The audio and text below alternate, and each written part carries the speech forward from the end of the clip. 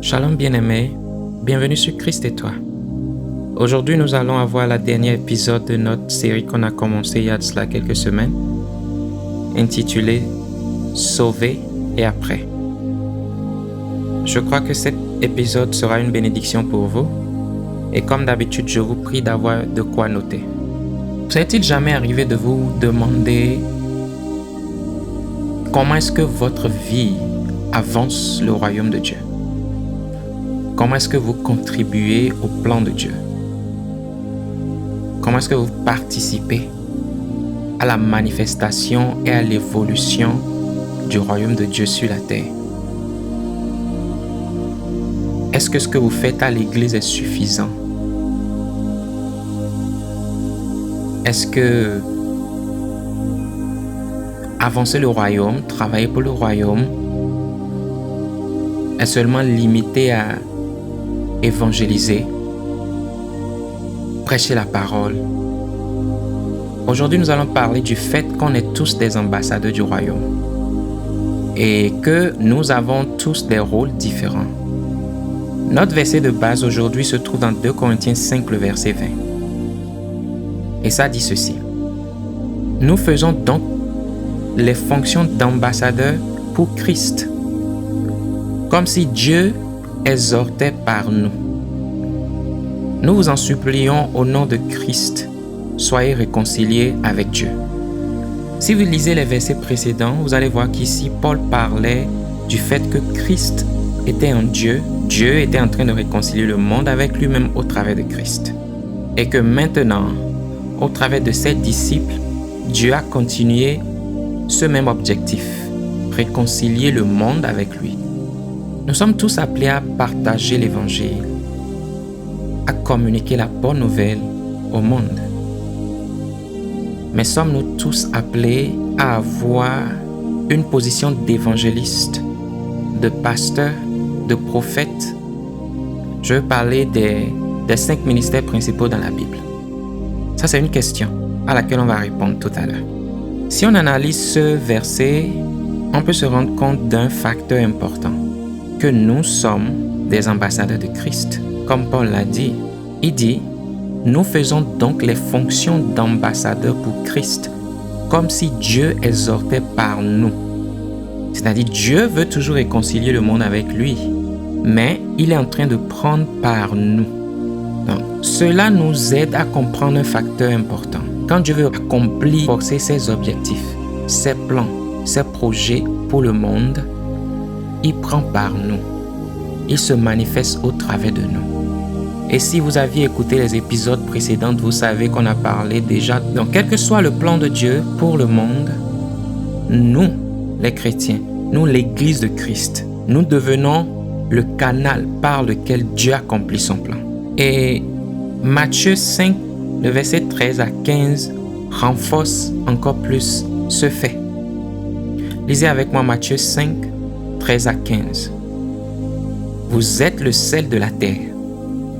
Mais si le sel perd sa saveur, avec quoi la lui rendra-t-on? Il ne sert plus qu'à être jeté dehors et foulé aux pieds par les hommes. Vous êtes la lumière du monde. Une ville située sur une montagne ne peut être cachée. Et on n'allume pas une lampe pour la mettre sous le boisseau, mais on la met sur le chandelier et elle éclaire tous ceux qui sont dans la maison. Amen. En d'autres termes, de la même façon que le sel communique la saveur à ce que nous mangeons, de la même façon que la lumière permet d'éclairer et éloigne l'obscurité, la Bible déclare que c'est ce que nous représentons pour la terre. Donc, Jésus, en quelque sorte, est en train de nous dire que nous sommes très importants. Pour que la terre soit ce qu'elle doit être, selon le plan de Dieu, nous avons un rôle à jouer. Comme le verset nous l'a dit, si le sel perd sa faveur, il ne sert plus qu'à être jeté dehors et foulé aux pieds par les hommes. C'est ce que la Bible dit.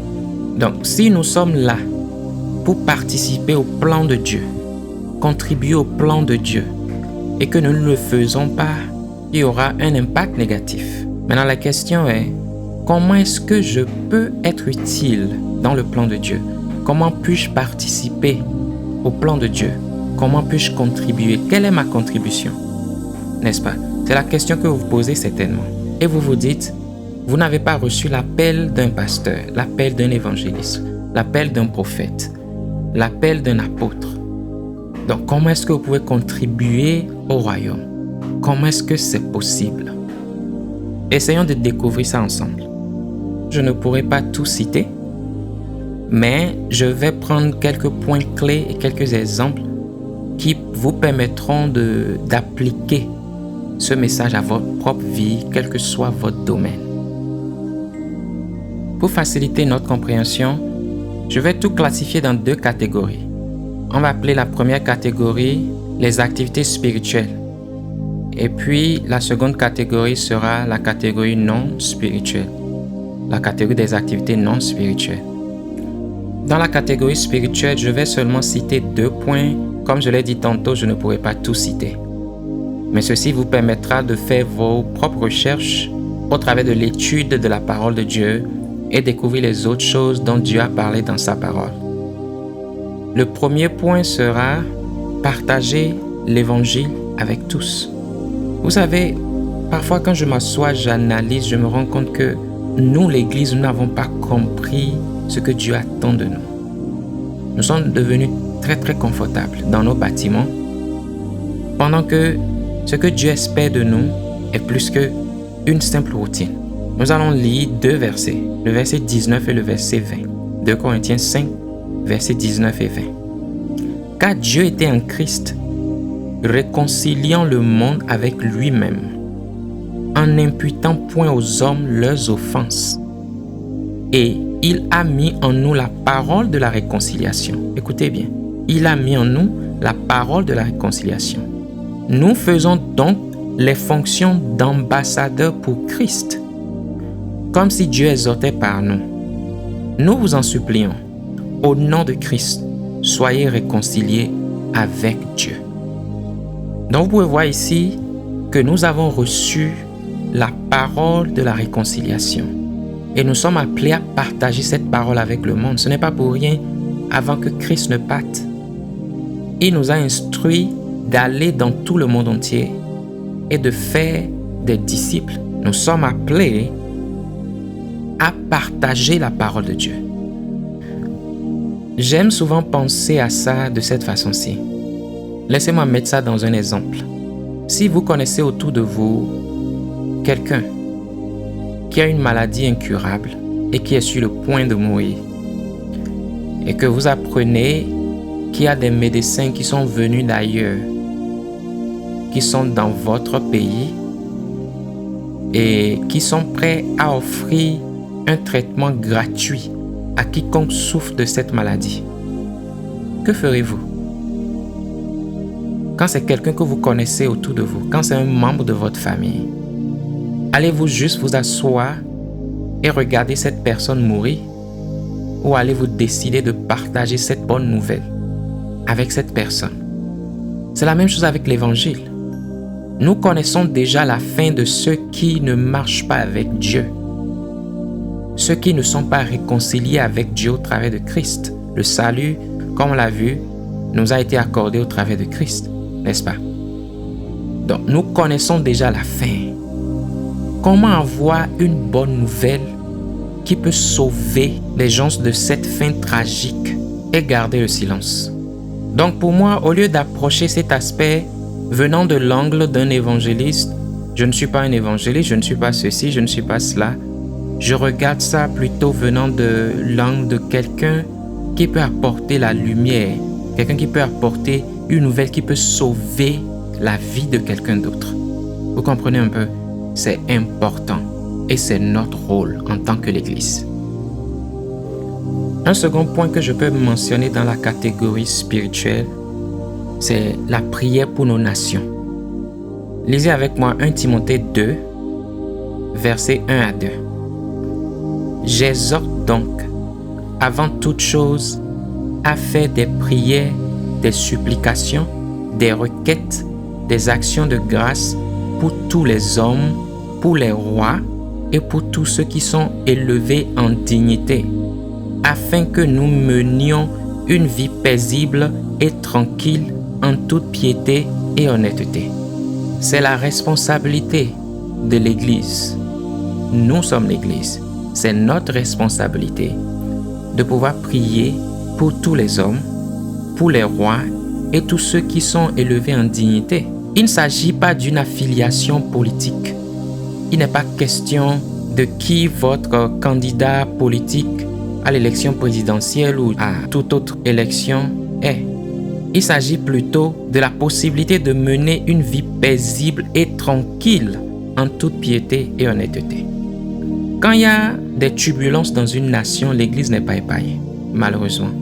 Quand il y a des turbulences dans une nation, nous sommes atteints aussi. Le gouvernement peut se lever et décider que si vous ne pratiquez pas une telle religion, vous devez être arrêté ou même exécuté. On en a vu, ça se passe toujours. Ça se passe toujours de nos jours. Ou si vous ne pratiquez pas une religion que le gouvernement a déterminée, vous êtes coupable d'un crime. Vous pouvez être exécuté si vous êtes chrétien. Donc, c'est notre responsabilité de prier pour que la paix règne, de prier pour que ceux qui sont dans des positions élevées puissent prendre de bonnes décisions. Parce que de la même façon que Dieu a un plan pour chaque nation, de la même façon que Dieu a un plan pour la terre, le diable aussi a des plans, des projets qu'il veut accomplir dans chaque pays. Et imaginez-vous que ceux qui sont dans des positions d'autorité se soumettent à la voix du diable. Et les chrétiens croisent les bras. Que se passera-t-il dans cette nation? Quand nous ne jouons pas notre rôle, quand nous ne nous levons pas pour pouvoir, au travers de la prière, annuler et détruire ce que le diable est en train de programmer ou même accomplir. C'est notre responsabilité. Pour que la paix règne, cela dépend de nous. Même pas des compétences politiques. Bien sûr, ces aspects sont importants. Je ne suis pas en train de les négliger. La compétence politique, la compétence administrative de nos dirigeants sont des aspects importants. Mais je veux dire, on peut être bon en politique, on peut être bon en administration, mais sans connaître Dieu, on peut exécuter les plans du diable pour toute une nation. Et en le faisant même, on se dit que c'est ce qu'il faut faire parce que c'est ce qui semble bien. Il est temps qu'on arrête de croiser les bras. Dieu espère plus que ça de nous. Il est temps qu'on puisse jouer notre rôle en tant qu'Église de Christ, en tant qu'ambassadeur du royaume, en tant que représentant du royaume. Je vais brièvement aborder aussi la catégorie non spirituelle. Prenons par exemple le domaine politique. Je sais que les opinions sont divergentes quand il s'agit de la politique et du chrétien. Mais je vous prie de m'écouter jusqu'à la fin. Vous savez, de nos jours, beaucoup de personnes, quand ça ne va pas, tant que la politique, c'est un moyen facile pour eux pour se faire de l'argent. Pendant que Dieu est en train de chercher des gens à qui il peut faire confiance, des gens à qui il peut confier ses projets, ses plans, et dit, je veux faire du bien à cette nation. Et voici comment il faut y procéder. Ça peut vous étonner que Dieu soit intéressé dans le bien-être des gens et qu'il donne un plan politique. Nous allons lire tout à l'heure un verset qui clarifie cet aspect. Mais Dieu est intéressé par la politique parce que c'est là où les décisions importantes sont prises pour toute une nation. C'est pour ça l'argument où on dit la politique c'est un truc démoniaque, où les chrétiens ne doivent pas être dans la politique. Ma question est, on a gardé cette mentalité pendant des années. Sommes-nous fiers des décisions sataniques qui ont été prises et qui vont contre non seulement le bien-être de nos nations, mais qui vont contre l'Église en général? Regardez aujourd'hui, on dit qu'on est le corps du Christ, qu'on représente Christ sur la terre, mais en tant qu'Église de Dieu, en tant que représentant de Christ, en tant qu'ambassadeur du royaume, où est notre place? Dans la plupart des nations de nos jours, l'Église est regardée d'une façon qui vous fera même mal. Comment est-ce qu'on peut avoir les pensées de Dieu? Comment est-ce qu'on peut connaître la voix de Dieu? Comment est-ce qu'on a la capacité de savoir ce que Dieu veut? Ce que Dieu veut faire? Ce que Dieu dit? Mais on n'a pas une opportunité pour pouvoir partager cette vérité. Simplement parce qu'on a perdu notre position dans la société. Parce qu'il y a eu des gens parmi nous à qui Dieu a confié des positions de responsabilité et qui ont sali le nom de l'Église, qui ont pensé à eux-mêmes au lieu de se souvenir du fait que Dieu les a mis là pour une raison. Dieu cherche des gens dans des positions d'autorité où les bonnes décisions peuvent être prises, où le bien qu'il veut pour le monde, le bien qu'il veut pour la nation peut être exécuté. Celui qui peut prendre des décisions peut décider de votre sort. Et c'est ce qui se passe dans la plupart de nos nations. Nous laissons le sort des chrétiens, le sort de l'Église, le sort du corps du Christ dans les mains des gens qui marchent avec des démons, qui ont des alliances avec le diable lui-même. Vous croyez qu'ils vont faire quoi? Penser à l'intérêt du peuple? Prenez le cas de Joseph. Quand Dieu a voulu aider le monde entier, quand il y avait la famine, il a fait confiance à Joseph.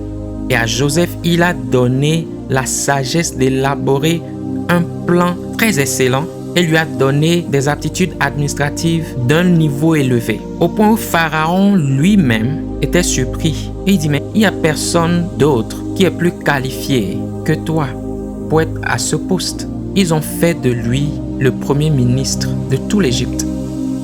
Mais regardez ce que Dieu a fait. Dieu a utilisé Joseph non seulement pour préserver l'Égypte de la famine, mais d'autres nations en ont bénéficié. Donc, ne disons pas que le chrétien ne peut pas être dans la politique. Un chrétien né de nouveau qui marche avec Dieu peut entendre de la part de Dieu le plan que Dieu a pour une nation, ce que Dieu veut faire pour une nation.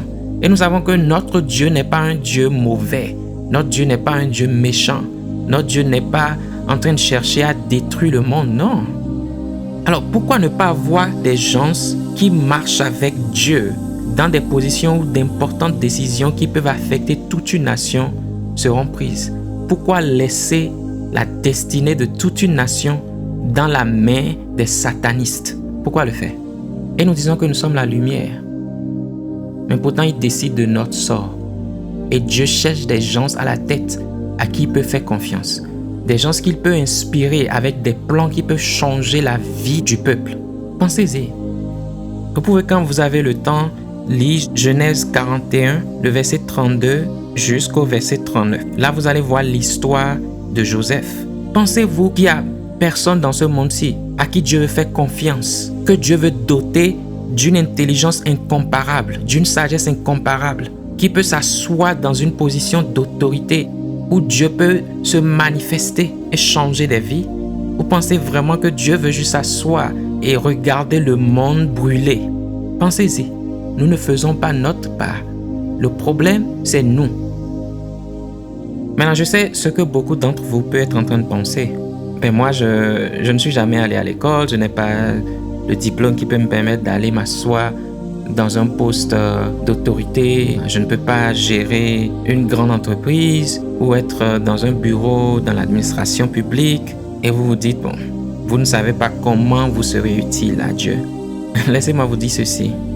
Peu importe si vous avez une petite boutique ou que vous soyez une grande femme d'affaires, ne minimisez pas ce que vous faites. Dites-moi, quand vous avez un petit restaurant au bord de la voie où vous vendez de la nourriture, ne pensez-vous pas que Dieu s'intéresse au fait que les gens se mangent? S'il vous a donné cette idée et vous a donné les ressources de le faire, c'est parce qu'il s'y intéresse. Même si vous ne vendez pas la nourriture, quel que soit ce que vous vendez, c'est un besoin que les gens ont. Si Dieu peut vous utiliser pour satisfaire ce besoin et aider le monde, vous ne croyez pas qu'il s'y intéresse? Donc ne minimisez pas ce que vous êtes en train de faire. Parce qu'au travers de vous, Dieu est en train de satisfaire le besoin d'autres humains.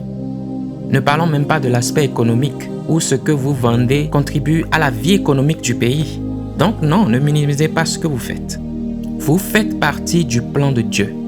Ce que vous offrez au monde, le monde en a besoin. Et au travers de vous, Dieu est en train de pourvoir cette solution. Attachez-vous à ce que vous faites. Et faites-le avec beaucoup de révérence à Dieu. Vous devez le faire en sachant que vous êtes en mission pour le ciel. Dieu vous a mis là et vous êtes en train de participer à son plan, à ses projets. Donc cela aussi voudrait dire que quand les gens viennent pour acheter chez vous ou quand les gens viennent pour solliciter les services que vous offrez, traitez-les bien. Traitez-les bien tout en sachant que malgré le fait que vous n'êtes pas pasteur, malgré le fait que vous n'êtes pas évangéliste, malgré le fait que vous n'êtes pas prophète. Au travers de vos mains, Dieu est en train de satisfaire les besoins d'autres personnes. Au travers de vous, Dieu est en train de contribuer à la vie économique de la nation. Vous êtes en train d'avoir un impact positif. Vous faites partie du plan de Dieu. Il est temps qu'en tant que chrétien, qu'on puisse se lever et qu'on puisse dire, Père, je suis ici et je suis prêt pour que je sois la personne que tu utilises pour ton plan, pour changer des vies, pour aider ton peuple, pour aider le monde. Envoie-moi.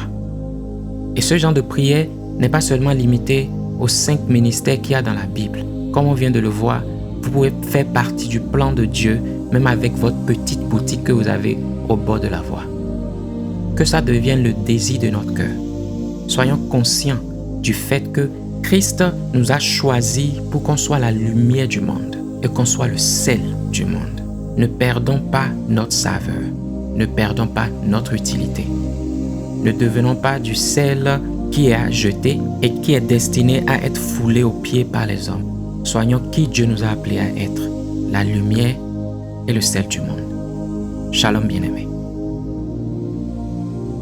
Pour finir, si vous n'avez jamais confessé le Seigneur Jésus comme votre Seigneur et Sauveur, si vous n'avez jamais soumis votre vie à Dieu, ou si vous l'aviez fait mais vous n'étiez pas sérieux par rapport à une telle décision, et que maintenant vous voulez de façon réelle dédier votre vie à Dieu, marcher avec lui et vivre pour lui, je vous prie de faire cette prière avec moi. Père, merci pour ton amour envers moi. Même quand je ne le méritais pas, toi tu as pensé à moi. Merci pour ta grâce. Merci pour ta faveur. Merci pour Jésus qui est mort sur la croix pour moi, pour le pardon de mes péchés. Je crois qu'il est ressuscité d'entre les morts. Et je proclame qu'il est Seigneur de ma vie. Je renonce à ma vie ancienne. Je renonce à mes mauvaises voies. Et je choisis de suivre et marcher avec toi. Je suis tout à toi. Je me soumets à toi.